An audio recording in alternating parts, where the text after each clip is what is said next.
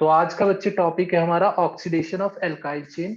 Alkyl कोई भी अगर बेंजीन रिंग के साथ किस तरीके से जुड़ा हुआ है तो उसकी हम ऑक्सीडेशन करेंगे तो हमारे पास क्या प्रोडक्ट आएंगे। तो मैंने पहले ही बताया था कि अगर हमारे पास कोई भी एल्केन है उसकी आप ऑक्सीडेशन करोगे तो आपको क्या मिलेगा, कार्बोक्सिलिक एसिड। तो अगर आप उसकी ऑक्सीडेशन कर रहे हो तो आपको लास्ट प्रोडक्ट जो होगा वो कार्बोक्सिलिक एसिड मिलेगा, और अगर आप रिडक्शन कर रहे हो तो लास्ट प्रोडक्ट आपके पास एल्केन होगा। तो इसी तरीके से अगर हम किसी भी एल्काइल चेन जो कि बेंजीन रिंग के साथ अटैच्ड है, फॉर एग्जांपल हम टॉलुइन की बात करते हैं। टॉलुइन के अंदर क्या होता है कि CH3 इस तरीके से लगा हुआ है। तो अगर हम एल्केन की, किसी भी बेंजीन की नहीं बात कर रहे हैं, एल्केन की जो एल्काइल चेन है इसके साथ अगर हम इसकी ऑक्सीडेशन करते हैं तो हमारा रिजल्टिंग प्रोडक्ट क्या होगा, वो डिपेंड किस चीज पे करेगा कि हम स्ट्रॉन्ग ऑक्सीडाइजिंग एजेंट यूज कर रहे हैं या वीक ऑक्सीडाइजिंग एजेंट यूज कर रहे हैं। पहले केस के अंदर बहुत ही strong oxidising agent alkaline KMnO4 को यूज कर रहे हैं। तो अगर स्ट्रॉन्ग ऑक्सीडाइजिंग एजेंट है तो इसका रिजल्ट क्या होगा, हमारे पास यहाँ पे क्या आ जाएगा, COH। तो कार्बोक्सिलिक ग्रुप हमारे पास ऊपर जुड़ जाएगा। ठीक है, तो ये मत सोचना कि यहाँ पे ये एल्काइल ग्रुप है या इससे बड़ा एल्काइल ग्रुप होगा। आपके पास प्रोडक्ट जो बनेगा वो यही बनेगा। फॉर एग्जांपल हम एक और एग्जांपल देख लेते हैं। अगर मैं इसकी ऑक्सीडेशन करता हूं और मैं यहाँ पे क्या ले लेता हूं, C2H5। तो इसका मतलब क्या है कि दो कार्बन का कंपाउंड मैंने यहाँ पे लिया है, दो कार्बन की चेन है, इथाइल ग्रुप लिया है। तो इथाइल ग्रुप और मिथाइल ग्रुप के अंदर डिफरेंस नहीं होगा प्रोडक्ट के अंदर, प्रोडक्ट मस्ट बी सेम। तो प्रोडक्ट हमारे पास क्या होगा, ये सेम ही बनेगा। मैं वही ऑक्सीडाइजिंग एजेंट को यूज कर रहा हूं। इसका मतलब अगर मैं स्ट्रॉन्ग ऑक्सीडाइजिंग एजेंट यूज करूंगा तो मेरे पास कार्बोक्सिलिक ग्रुप जो है वो सारी बेंजीन रिंग के ऊपर जुड़ जाएगा। इसके साथ अगर मैं जाइलीन का लेता हूं, जाइलीन के केस के साथ डील करता हूं। फॉर एग्जांपल मैं क्या करता हूं, ऑर्थोजाइलीन की बात कर लेता हूं। तो इसके साथ क्या होगा कि अगर मैं KMnO4 एल्कलाइन कंडीशंस के अंदर इसके अंदर भी डालूंगा तो मेरे पास प्रोडक्ट क्या आएगा, स्ट्रॉन्ग ऑक्सीडाइजिंग एजेंट को मैंने यूज किया। तो इसका मतलब रिजल्टिंग प्रोडक्ट जो होगा इसके ऊपर दो कार्बोक्सिलिक ग्रुप्स जुड़ जाएंगे। तो दो कार्बोक्सिलिक ग्रुप इस तरीके से जुड़ जाएंगे। तो मैं ये दो कार्बोक्सिलिक ग्रुप, चलो एक बार मैं यहाँ पे भी लगा देता हूँ और एक यहाँ पे लग जाए। जहां जहां एल्काइल चेन मतलब कि एल्काइल ग्रुप लगा होगा वहां पे क्या होगा कि कार्बोक्सिलिक ग्रुप जुड़ जाएगा। ये चीज बहुत इंपॉर्टेंट है। और ये जो एसिड बना है बच्चे, इसको हम थैलिक एसिड कहते हैं। Phthalic, PHTHALIC, PHTHALIC, phthalic acid. तो थैलिक एसिड जो है ये आपका 12th के अंदर भी काफी यूज होगा, इसलिए थैलिक एनहाइड्राइड को यूज करेंगे हम। थैलिक एनहाइड्राइड का यूज आपने देखा होगा, 10th के अंदर स्टडी किया होगा कि जो इंडिकेटर्स होते हैं उसके अंदर फिनोफेथलिन, फिनोफेथलिन के अंदर यही बनता है। ठीक है, फिनॉल को जब हम ट्रीट करते हैं थैलिक एसिड के साथ तो यही बनता है फिनोफेथलिन। ठीक है, थैलिक एसिड। तो वो फेथलिन जो है वो इसी से आता है, थैलिक एसिड से। तो वहां हम क्या करते हैं, थैलिक एनहाइड्राइड लेते हैं, इसके अंदर से वाटर मॉलिक्यूल को रिलीज करवा देते हैं। मैं आपको बता ही देता हूँ। तो उसके अंदर क्या होता है बच्चे, यहाँ पे C डबल बॉन्ड OH जुड़ा होता है, यहाँ भी C डबल बॉन्ड OH जुड़ा होगा। तो हमारे पास थैलिक एसिड इस तरीके से होता है।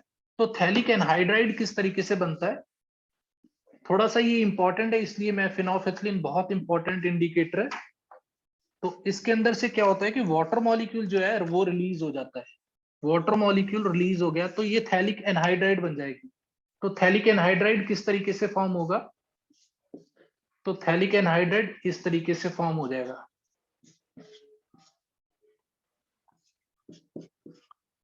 इस तरीके से ये थैलिक एनहाइड्राइड फॉर्म हो गया।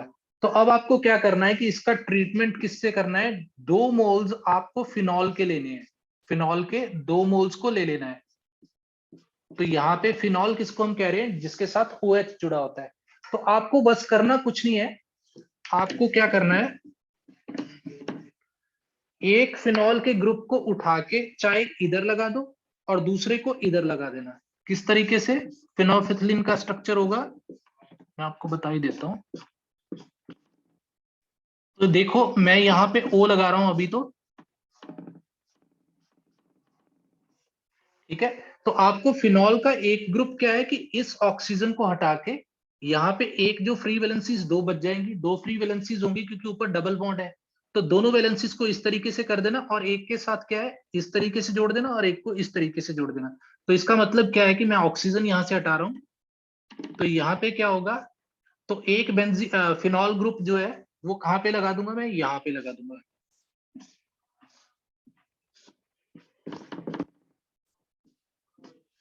और दूसरा फिनॉल ग्रुप मैं यहाँ पे लगा दूंगा।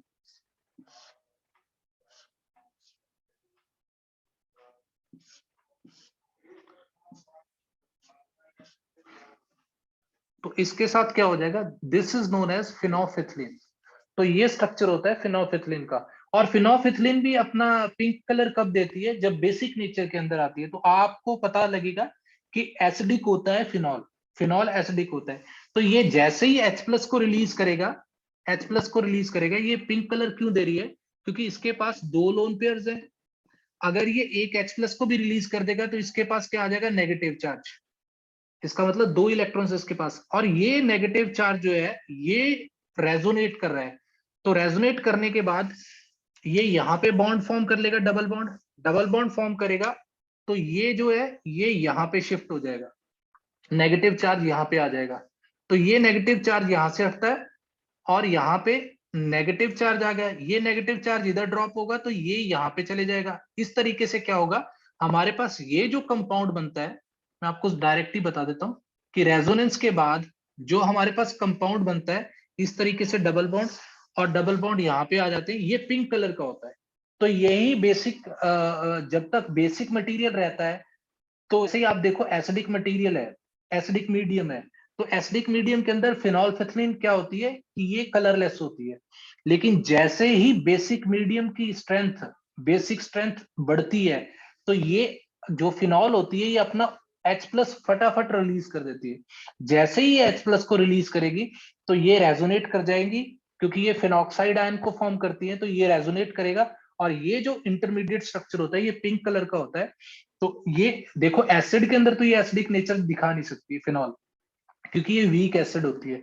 लेकिन जैसे ही बेसिक मीडियम आएगा ये अपना H प्लस रिलीज कर देगी। जैसे ही H प्लस रिलीज करेगी ये रेजोनेट करना शुरू कर देगी, और ये स्ट्रक्चर जो होता है this is pink in colour.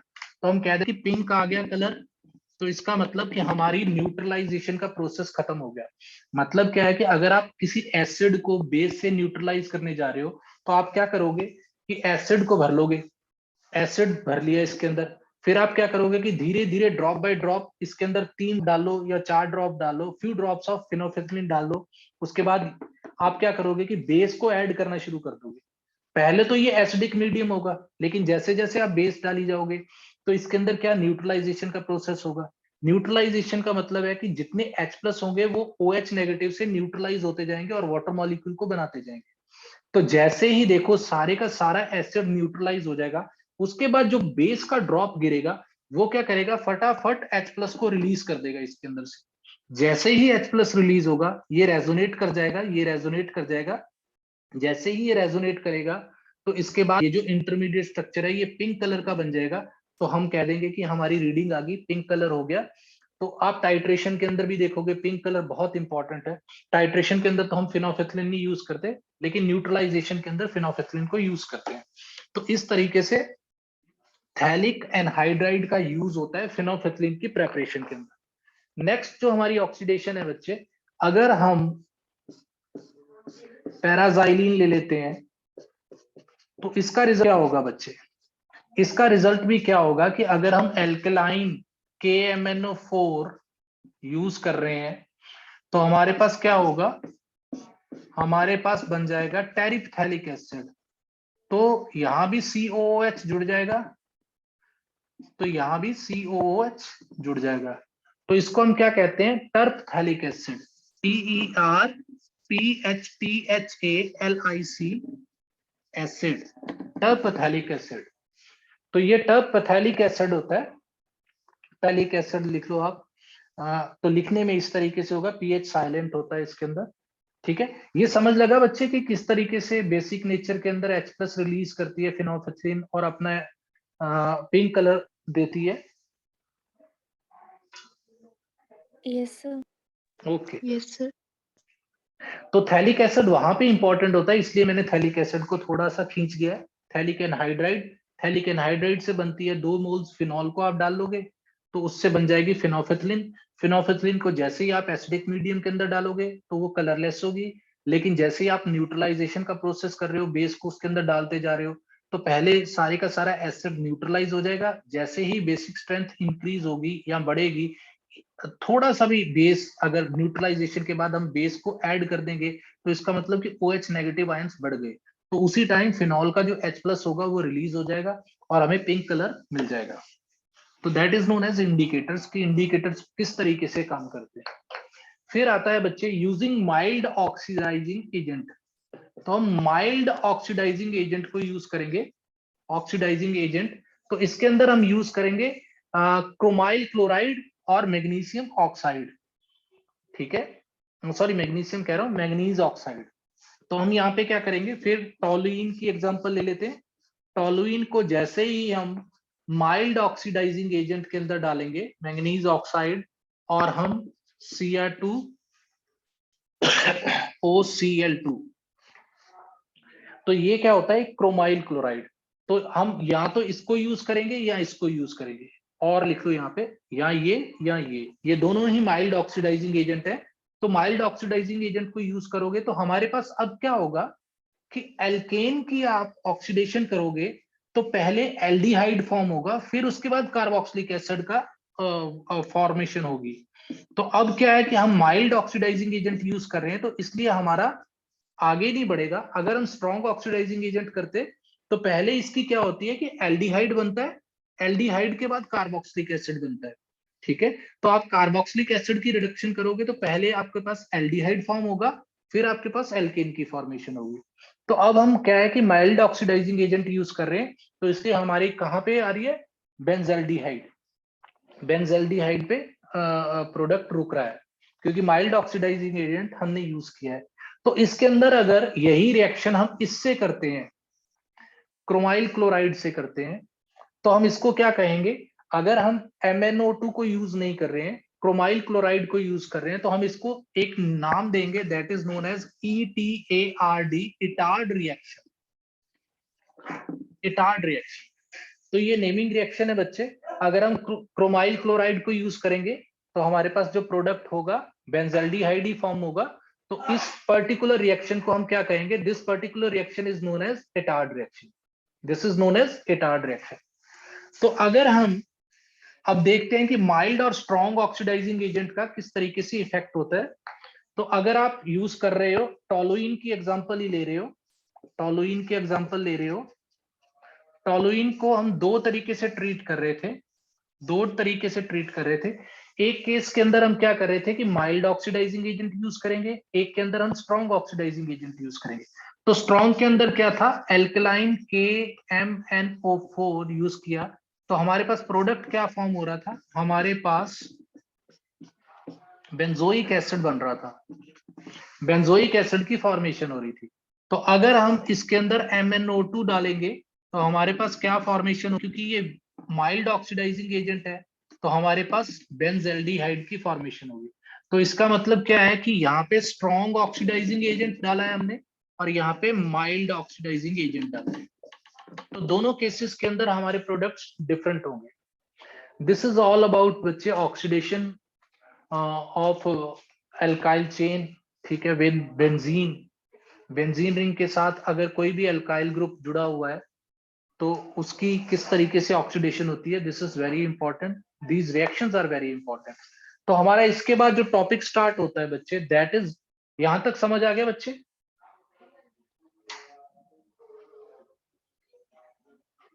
Yes. Okay, thank you. Next जो टॉपिक है बच्चे, दैट इज वेरी इंपॉर्टेंट, इसमें थोड़ा लिखना पड़ेगा, तो मैं बता दूं कि नेक्स्ट टॉपिक के अंदर हमारे पास नेक्स्ट टॉपिक है directive, directive influence of directive influence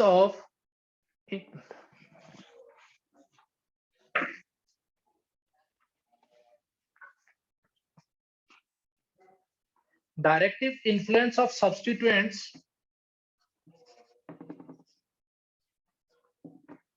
तो सब्स्टिट्यूएंट्स कौन से हैं बच्चे? एंड देयर इफेक्ट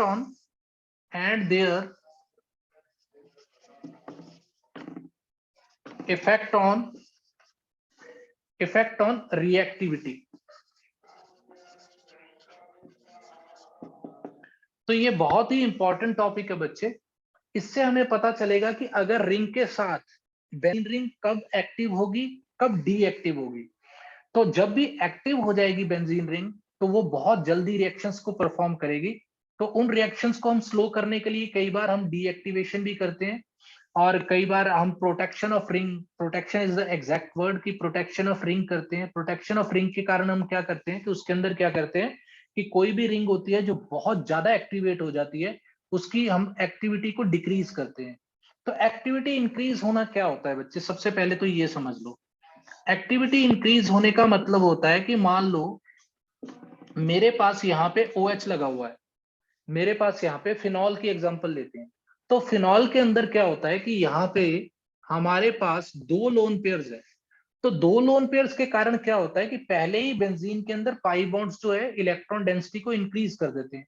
वो बात अलग है कि ये सब्स्टिट्यूशन रिएक्शंस जो है वो दे रहे हैं, एडिशन रिएक्शंस नहीं दे रहे हैं, लेकिन इलेक्ट्रॉन की डेंसिटी जो है काफी इंक्रीज हो रही है। लेकिन इलेक्ट्रॉन की डेंसिटी को इंक्रीज करने के लिए कुछ सब्स्टिट्यूएंट्स होते हैं, जैसे कि यहाँ पे सब्स्टिट्यूएंट्स की बात करते हैं, जैसे OH जुड़ गया इसके साथ। OH के साथ क्या होता है, OH के साथ क्या होता है कि OH के अंदर जो लोन पेयर होता है बच्चे, वो यहाँ पे मूव करता है। तो मैं रेड के साथ नए बॉन्ड्स को बनाऊंगा, यहाँ पे डबल बॉन्ड बन जाता है। तो यहां से हमारा जो इसकी वैलेंसी अब ज्यादा होगी, क्योंकि देखो 1 2 3 4 और 5, तो 5 टेट्रा वैलेंसी जो कार्बन की वैलेंसी है वो 5 कभी नहीं हो सकती। तो इसलिए इस बॉन्ड को सेक्रीफाइस करके यहाँ पे आना पड़ता है। तो यहाँ पे नेगेटिव चार्ज आ जाता है। तो अब ये नेगेटिव चार्ज क्या करता है कि नेक्स्ट मूव करता है यहाँ पे, तो ये यहां से शिफ्ट होके यहाँ पे आ जाता है। तो उसके बाद क्या होता है कि ये जो डबल बॉन्ड है, अब इस कार्बन के साथ एक हाइड्रोजन भी जुड़ी है, तो 5 इसकी वैलेंसी तो हो नहीं सकती। तो ये क्या करेगा कि नेक्स्ट मूव कर जाएगा। तो यहाँ पे ये बॉन्ड जो होता है, ये पाई बॉन्ड जो है, यहाँ पे मूव कर जाता है नेगेटिव चार्ज के रूप में। तो नेगेटिव चार्ज क्या करता है, फिर अगेन यहाँ पे मूव कर जाता है। तो ये एक नया बॉन्ड बन जाता है। तो अब इस कार्बन की जो वैलेंसी है वो वैलेंसी से ज्यादा इसके साथ जुड़े हुए एटम्स या बॉन्ड्स फॉर्म किए हुए इसने। तो ये क्या करेगा कि इस बॉन्ड को, पाई बॉन्ड को यहाँ पे शिफ्ट कर देगा, यहाँ पे शिफ्ट कर देगा। तो अब यहाँ पे शिफ्ट हो गया नेगेटिव चार्ज। तो इसके बाद ये नेगेटिव चार्ज यहाँ पे आ जाता है, और ये बॉन्ड जो है ये शिफ्ट हो जाता है आगे, यहाँ पे बन जाता है, और यहां से ये फिर दोबारा लोन पेयर्स के रूप में आ जाता है। तो हमारे पास क्या हो रहा है कि OH ने क्या किया कि OH ऐसा कंपाउंड है जिसके पास लोन पेयर्स भी हैं। लोन पेयर्स होने के कारण आप दूसरी चीज ये भी देखना कि जो भी कंपाउंड्स हैं, हम देखते हैं कि सबसे ज्यादा स्ट्रांग हम रेजोनेंस इफेक्ट को समझते हैं कि रेजोनेंस इफेक्ट इंडक्टिव इफेक्ट से ज्यादा स्ट्रांग होता है। तो हमारे पास ये भी क्वेश्चन आ सकता है कि ऑक्सीजन बीइंग इलेक्ट्रोनेगेटिव, ये इंडक्टिव इफेक्ट को स्ट्रांग करेगा, तो ये सब्स्टिट्यूट क्यों नहीं हो रहा? तो सब्स्टिट्यूशन रिएक्शन ये बहुत कम देगा। क्यों देगा, क्यों नहीं देगा बच्चे? क्योंकि यहाँ पे इंडक्टिव इफेक्ट तो हो रहा है, लेकिन उससे स्ट्रांग रेजोनेंस इफेक्ट है। लेकिन रेजोनेंस इफेक्ट यहाँ पे स्ट्रांग क्यों है? क्योंकि ऑक्सीजन का p ऑर्बिटल और कार्बन का p orbital are of same size. मैंने आपको बताया था पहले भी, क्लोरीन और नाइट्रोजन की एग्जांपल के साथ। तो यहाँ पे आप फिनॉल की एग्जांपल भी ले सकते हो। ऑक्सीजन का p ऑर्बिटल, क्योंकि सेकंड पीरियड का ये एलिमेंट होता है, तो सेकंड पीरियड का एलिमेंट होने के कारण इसका p ऑर्बिटल जो होता है वो कार्बन के ऑर्बिटल के बराबर ही होता है। तो इसलिए इनके अंदर रेजोनेंस इफेक्ट स्ट्रांग होता है। लेकिन अगर आप दूसरी चीजों को, जैसे क्लोरीन हो गया, ब्रोमीन हो गया, आयोडीन हो गया, इनको आप यूज करोगे, अगर यहाँ पे लगा लोगे, तो हमारे पास क्या होगा कि अब भी ortho and parasites he active होंगी। तो यहाँ पे देखो हमारे पास एक्टिविटी कौन सी जगह पे है, ऑर्थो एंड पैरासाइट्स पे। तो पैरासाइट और ऑर्थोसाइट तो बहुत ज्यादा एक्टिव होगी। लेकिन होता क्या है कि जैसे ही हम हैलोजेंस को लगा लेते हैं, तो हैलोजेंस के साथ ये चीज इस तरीके से काम नहीं करती जैसे यहाँ पे, क्योंकि हैलोजेंस के पास भी तो 3 लोन पेयर्स हैं, 3 लोन पेयर्स होते हैं। हैलोजेंस के साथ भी ऑर्थो और पैरासाइट्स ही एक्टिव होंगी, लेकिन वो सिंगल एटम को ही जुड़ने की इजाजत देंगी। यहाँ पे क्या होता है कि यहाँ पे complete ortho and para sites completely fill हो जाती हैं, सब्स्टिट्यूट हो जाती हैं। तो इलेक्ट्रोफाइल आके यहाँ भी जुड़ सकता है, यहाँ भी जुड़ सकता है, यहाँ भी जुड़ सकता है। तो इलेक्ट्रोफाइल सब्स्टिट्यूशन जो है इसके सारी जगह पे हो सकती है। ऑर्थो एंड पैरासाइट पे, मेटासाइट पे नेगेटिव चार्ज नहीं आया, इसके मेटासाइट पे एक्टिविटी नहीं हो। लेकिन इसके ऑपोजिट क्या देखते हैं हम, अब देखो बच्चे, हमने यहाँ पे क्या किया है कि एक्टिविटी ऑफ रिंग को इंक्रीज कर दिया। बेंजीन रिंग अब बहुत ज्यादा एक्टिवेट हो गई है, इसलिए ये इलेक्ट्रोफाइल के लिए बहुत जल्दी जल्दी रिएक्शन देगी। लेकिन अगर मैं इसके ऑपोजिट कुछ ऐसा कंपाउंड लगा दूं, कुछ ऐसा कंपाउंड लगा दूं जिसके कारण अब इस रिंग की एक्टिविटी डिक्रीज हो जाए। फॉर एग्जांपल मैं यहाँ पे नाइट्रोजन और ऑक्सीजन, नाइट्रोजन के साथ यहाँ पे ऑक्सीजन लगाऊं और इधर डबल बॉन्ड आ गया। तो अब होता क्या है बच्चे कि जैसे ही यहाँ पे नेगेटिव चार्ज होगा, जैसे ही और यहाँ पे पॉजिटिव चार्ज होगा, ये जैसे ही ये अपना लोन पेयर खींचेगी, इसके पास 2 लोन पेयर्स तो पहले प्रेजेंट है, तो जैसे ही ये तीसरा लोन पेयर आ गया इसके पास, मैं यहाँ पे लगा देता हूँ, तीसरा लोन पेयर आ गया तो इसके पास नेगेटिव चार्ज आ जाएगा। नेगेटिव चार्ज आने के कारण ये पॉजिटिव चार्ज जो है अब न्यूट्रलाइज नहीं होगा, क्योंकि 2 के ऊपर नेगेटिव चार्ज आ गया, इसके पास पॉजिटिव चार्ज जो है इनबैलेंस है। तो ये पॉजिटिव चार्ज अब मूव करना शुरू कर देगा रिंग के अंदर। किस तरीके से मूव करेगा कि अगर देखो इसके ऊपर इलेक्ट्रॉन डेफिशिएंसी आ गई, पहले केस के अंदर देखो कि इलेक्ट्रॉन्स जो हैं वो बेंजीन रिंग की तरफ फ्लो कर रहे हैं। अब इस केस के अंदर क्या होगा कि रिएक्टिविटी बहुत ज्यादा डिक्रीज हो जाएगी, इसलिए क्या है कि बेंजीन रिंग कम एक्टिव हो जाएगी, बहुत कम हो जाएगी इसकी एक्टिविटी। किस तरीके से होगी बच्चे, ये डबल बॉन्ड यहाँ पे शिफ्ट हो जाएगा और ये जो है ये पॉजिटिव चार्ज यहाँ पे आ जाएगा। फिर क्या होगा, ये डबल बॉन्ड यहाँ पे शिफ्ट हो जाएगा और ये पॉजिटिव चार्ज यहाँ पे शिफ्ट हो जाएगा। ये डबल बॉन्ड यहाँ पे शिफ्ट हो जाएगा और ये पॉजिटिव चार्ज यहाँ पे शिफ्ट हो जाएगा। तो ये पॉजिटिव चार्ज बाद में यहाँ पे जो डबल बॉन्ड बना था वो यहाँ पे शिफ्ट हो जाएगा और ये पॉजिटिव चार्ज फिर यहाँ पे मूव कर जाएगा। तो अब हो क्या रहा है बच्चे, देखो पहले केस के अंदर इलेक्ट्रॉन की डेंसिटी इंक्रीज हो रही थी, इलेक्ट्रोफाइल्स के लिए ऑर्थो एंड पैरासाइट्स एक्टिवेट हो गई, रिंग एक्टिव हो गई। तो इनको हम क्या कहते हैं, एक्टिवेटिंग ग्रुप्स, रिंग को एक्टिवेट करने वाले ग्रुप्स। तो इनको हम क्या कहते हैं कि ये डीएक्टिवेट करने वाले ग्रुप्स होते हैं। तो डीएक्टिवेट करने वाले ग्रुप्स के अंदर देखो कि प्रॉब्लम क्या आ रही है कि इलेक्ट्रोफाइल अब यहां पे नहीं जुड़ सकता, क्योंकि इलेक्ट्रोफाइल के ऊपर भी पॉजिटिव चार्ज है, यहां भी पॉजिटिव चार्ज आ गया। तो इस केस के अंदर क्या होगा, इस केस के अंदर हमारे पास ऑर्थो एंड पैरा डायरेक्टिंग है, पैरा डायरेक्टिंग रिएक्शंस होंगे।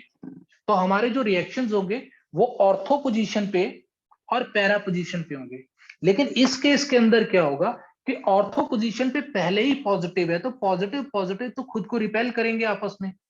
तो इसलिए क्या होगा कि पॉजिटिव चार्ज पे आके नहीं जुड़ेगा।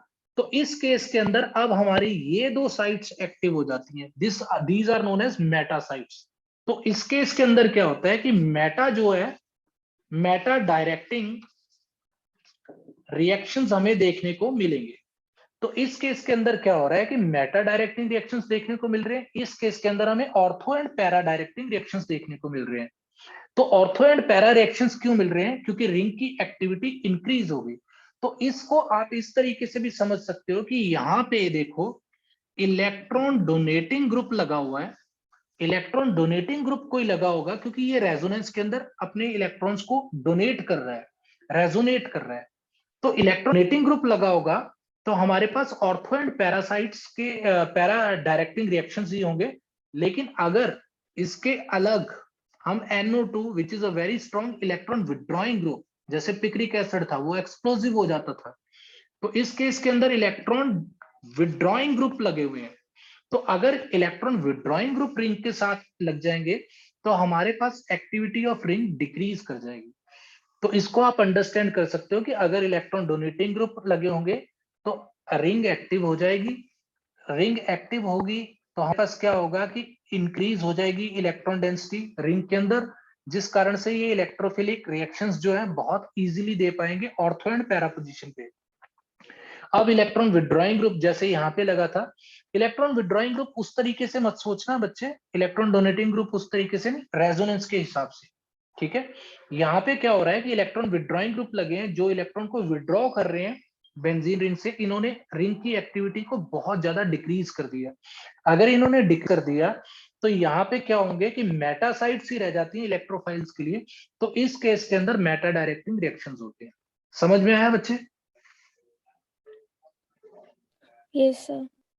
ठीक है, तो सर आप लिख, हाँ जी, हाँ जी बच्चे। सर जिस पे इलेक्ट्रॉन डोनेटिंग ग्रुप लगा है उसके साथ ऑर्थो और पैरा के साथ मेटा के साथ भी हो सकता है, पर मेटा के साथ रिएक्शन कम स्लो होगा, वैसे हो सकता है? नहीं बच्चे, क्योंकि मेटा पे नेगेटिव चार्ज आ ही नहीं रहा। देखो ये तो बिल्कुल खाली पोजीशन है, वो तो सर ठीक फिर है इलेक्ट्रॉन विड्रॉइंग ग्रुप में नहीं आ रहा। बच्चे। इलेक्ट्रॉन विड्रॉइंग ग्रुप पे इस तरीके से नहीं आ रहा। आप देखो ना कि ये अंदर ही अंदर रोटेट कर रहे हैं, तो इस केस के अंदर इलेक्ट्रोफाइल को अगर आप ऐड करना चाहोगे तो इस पोजीशन पे तो वो जुड़ेगा ही नहीं बिल्कुल। पॉजिटिव पॉजिटिव तो रिपेल करेंगे, तो बची कौन सी साइड्स? मेटा डायरेक्टिंग साइड्स होंगी, लेकिन ये थोड़े मुश्किल होंगे रिएक्शंस करने में।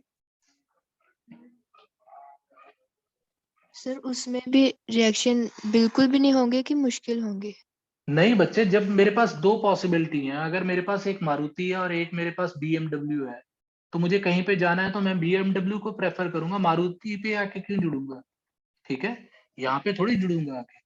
तो जब कोई इलेक्ट्रोफाइल आ रहा है, ठीक है, तो कोई इलेक्ट्रोफाइल आएगा तो उसको दिखेगा आगे कि यहाँ पे नेगेटिव और यहाँ पे नेगेटिव और यहाँ पे नेगेटिव है, तो वो इन्हीं पोजीशंस पे आके जुड़ने की कोशिश करेगा, क्योंकि अगर वो इन पे नहीं जुड़ेगा तो फिर वो स्टेबल नहीं होगा। ठीक है, तो इस केस के अंदर क्या है कि कोई इलेक्ट्रोफाइल आप लेके आ रहे हो तो इन पोजीशन पे तो वो जुड़ ही नहीं सकता, पॉजिटिव पॉजिटिव रिपेल करेंगे खुद को।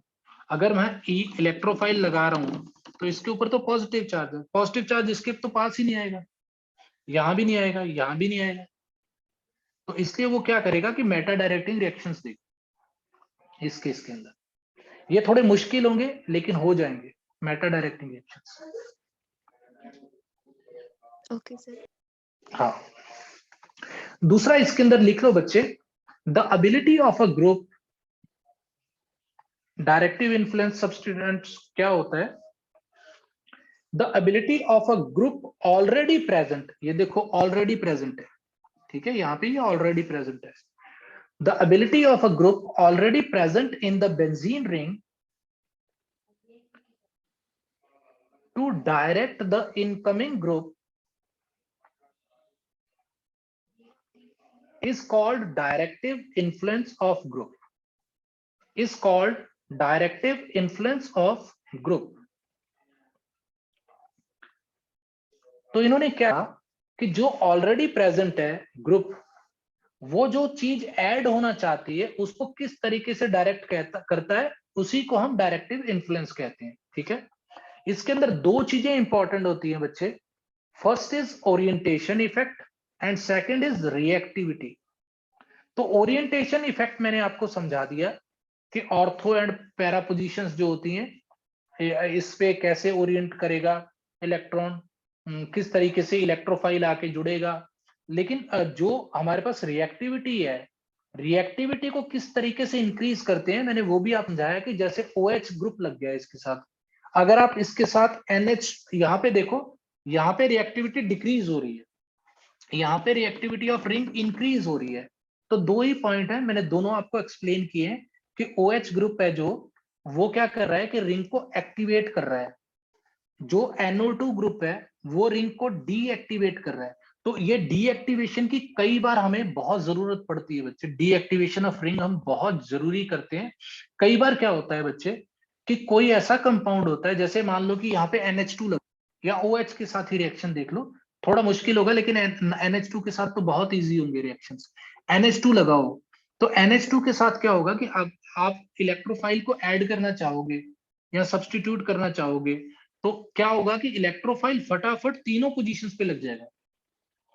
तो हमें क्या करना होता है कि रिंग की एक्टिविटी को हम डिक्रीज करते हैं, डिक्रीज कोई ऐसा ग्रुप लगाते हैं जैसे असाइल ग्रुप को हम यूज करेंगे 12th के अंदर, तो असाइल ग्रुप को यहाँ पे लगा देते हैं। असाइल ग्रुप क्या होता है, CH3C डबल बॉन्ड OCl, तो ये असाइल ग्रुप होता है। तो यहां से वो जुड़ जाता है इसके साथ, तो इसकी रेजोनेंस इस तरीके से होती है कि इस तरह से इसको विड्रॉइंग इफेक्ट मिलता है। तो उससे क्या करते हैं कि हम एक्टिविटी ऑफ रिंग को डिक्रीज कर देते हैं और फिर हम मोनो सब्स्टिट्यूटेड प्रोडक्ट्स बनाते हैं कि एक ही पोजीशन के ऊपर ऑर्थो या पैरा एक ही पोजीशन के ऊपर प्रोफाइल आके जुड़ जाए या सब्स्टिट्यूट कर जाए। तो होगा क्या कि अगर हमारी रिंग बहुत ज्यादा एक्टिवेटेड होगी तो वो क्या करेंगे कि ऑर्थो साइट्स को दोनों को कवर कर लेगी और पैरासाइट्स पे भी जाके जुड़ जाएंगे, रिएक्शन दे देंगी। तो इसलिए हम क्या करते हैं कि रिंग को हम डीएक्टिवेट करते हैं। डीएक्टिवेट करने के कारण क्या होता है कि हमारी सारी ऑर्थो एंड पैरासाइट्स पे एक्टिविटी कम हो जाती है। कम होने के कारण क्या है कि हम मोनो सब्स्टिट्यूटेड प्रोडक्ट बनते हैं कि एक को अगर जोड़ना हो तो बहुत मुश्किल हो जाएगा ऐसी रिंग के अंदर। एक चीज को हम मोनो सब्स्टिट्यूशन प्रोडक्ट हम नहीं दे पाएंगे क्योंकि हम एक चीज को यहाँ पे अटैच ही नहीं कर पाएंगे। जैसे ही हम अटैच करने जाएंगे ये क्या करेंगे, जैसे मेरे हाथ में 3 मार्कर है, ये फटाफट क्या करेंगे कि एक मार्कर यहाँ जुड़ जाएगा, एक मार्कर यहाँ जुड़ जाएगा और एक मार्कर यहाँ जुड़ जाएगा। तो अगर मुझे कहा जाए कि एक ही मार्कर जोड़ना है तो पहले मैं इस रिंग की एक्टिविटी को डिक्रीज करूंगा। जैसे मैंने रिंग की एक्टिविटी को डिक्रीज कर दिया तो अब क्या होगा कि फटाफट मैं चाहे पैरा पे जोड़ूं या ऑर्थो पे जोड़ूं, ठीक है। तो मेरे पास जो पैरा प्रोडक्ट्स होंगे वो ज्यादा स्टेबल होने के कारण क्या है कि मैं पैरा प्रोडक्ट्स पे ज्यादा फोकस करूंगा और मैं जैसे ही रिंग की एक्टिविटी को डिक्रीज करूंगा उसके बाद में इसी रिएक्शन को परफॉर्म करूंगा तो मेरा प्रोडक्ट क्या होगा, पैरा प्रोडक्ट या ऑर्थो प्रोडक्ट मुझे मिलेगा। लेकिन जिसके अंदर मेजर प्रोडक्ट जो होगा वो पैरा होगा और माइनर प्रोडक्ट जो होगा वो ऑर्थो पोजीशन वाला होगा। तो इस तरीके से हम रिएक्टिविटी ऑफ रिंग को भी मैनेज करते हैं। तो ये बहुत ही इंपॉर्टेंट है बच्चे। तो इसके अंदर लिख लो बच्चे आप ortho and para directing activators. Ortho and para directing activators. तो ये एक्टिवेटर्स क्या होते हैं बच्चे, एक्टिवेटर्स होते हैं जो एक्टिवेट कर देते हैं। तो पहले हम ortho and para directing activators की बात करेंगे। तो अब नाम के अंदर क्या है बच्चे, ऑर्थो एंड पैरा, तो डायरेक्टिंग तो ये तो होगी ओरिएंटेशन। तो एक्टिवेटर्स क्या होते हैं कि जो रिंग को इंक्रीज कर देते हैं उसकी रिएक्टिविटी को। तो इसी नाम को हम एक ही साथ लिखते हैं वैसे, ortho and para directing activators. तो एक्टिवेटर क्या कर रहे हैं कि रिंग की एक्टिविटी को इंक्रीज कर रहे हैं। तो ये कैसे प्रोडक्ट होते हैं, फॉर एग्जाम्पल OH हो गया, फॉर एग्जाम्पल मिथॉक्स हो गया, ये भी एक्टिविटी को इंक्रीज कर देंगे क्योंकि देखो लोन पेयर्स तो प्रेजेंट है, जिसके पास भी लोन पेयर्स प्रेजेंट है वो एक्टिविटी को इंक्रीज करके रहेगा। इसके बाद क्या होता है बच्चे, हम इसके अंदर एस्टर को भी डाल देते हैं, उसके बाद हम एनिलीन वाला NH2 भी डाल देते हैं, उसके बाद हम यहीं तक रखो आप। तो ये हमारे पास जब भी आप देखोगे ऐसे प्रोडक्ट्स जुड़े होंगे तो एक्टिविटी ऑफ रिंग बहुत ज्यादा इंक्रीज हो जाएगी। फॉर एग्जांपल मुझे अब करनी है फिनॉल के अंदर नाइट्रेशन। 3 केसेस के अंदर हम नाइट्रेशन करके देखेंगे। नाइट्रेशन के अंदर क्या होता है कि हम NO2 ग्रुप को ऐड कर रहे हैं। तो NO2 ग्रुप अब किस पोजीशन पे ऐड होगा, ऑर्थो एंड पैरा डायरेक्टिंग है, तो इसका मतलब क्या होगा, यहाँ पे OH होगा, यहाँ NO2 का एक प्रोडक्ट बनेगा, यहाँ OH होगा तो एक पैरा प्रोडक्ट बनेगा। तो हमारे पास क्या है, नाइट्रेशन इस तरीके से हो जाएगा, ठीक है। ये एक्टिवेटर्स हैं, ortho and para directing activators. तो ये रिंग की एक्टिविटी को इंक्रीज कर रहे हैं लेकिन हमारे पास प्रोडक्ट क्या बन रहे हैं, पैरा और ऑर्थो वाले, ठीक है। उसके बाद हम क्या करते हैं, सेकंड जो कैटेगरी आती है that is Meta directing deactivating groups. अब कौन से प्रोडक्ट्स आगे, मेटा डायरेक्टिंग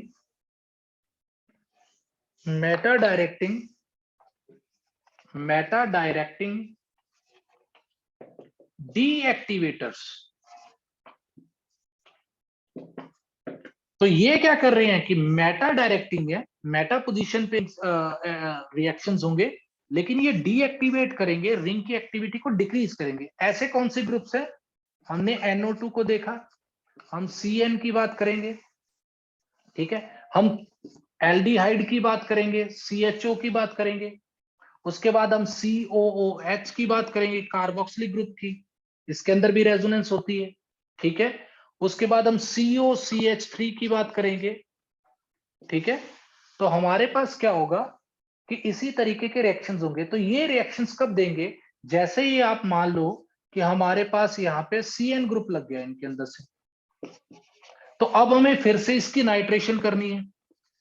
अगर हम फिर से इसकी नाइट्रेशन कर रहे हैं तो अब NO2 कहां पे जाके जुड़ेगा, अब NO2 ना तो ऑर्थो पे जुड़ेगा ना पैरा पे जुड़ेगा, अब कौन सी पोजीशन पे जुड़ेगा, मेटा पोजीशन। तो हमारे पास क्या पता आ जाएगा, हमारे पास यहाँ पे CN है जो डीएक्टिवेट कर रहा है रिंग को और मेटा डायरेक्टिंग रिएक्शंस दे रहा है। तो हमारा NO2 कहां पे जाके जुड़ जाएगा, यहाँ मेटा पोजीशन, ठीक है, मेटा पोजीशन पे जाके जुड़ गया। जो थर्ड कैटेगरी है बच्चे, वो बहुत ही इंपॉर्टेंट है, that only deals with halogens. तो हैलोजेंस के साथ डील होती है वो। तो उसके अंदर क्या होता है, ये समझ आ गया बच्चे। पहले केस के अंदर ऑर्थो और पैरा प्रोडक्ट्स बने थे, दूसरे केस के अंदर मेटा डायरेक्टिंग थे, इसलिए ओरिएंटेशन तो मेटा पोजीशन पे होगी। तो एक्टिविटी को ये क्या कर रहे थे, डीएक्टिवेट कर रहे थे, ये रिंग को डीएक्टिवेट कर रहे थे, इसकी एक्टिविटी को डिक्रीज कर रहे थे। ये सारे ग्रुप्स रिंग की एक्टिविटी को डिक्रीज करेंगे। उसके बाद आता है ortho para directing deactivating groups, ortho para directing deactivating groups, ortho and para directing deactivating groups, deactivating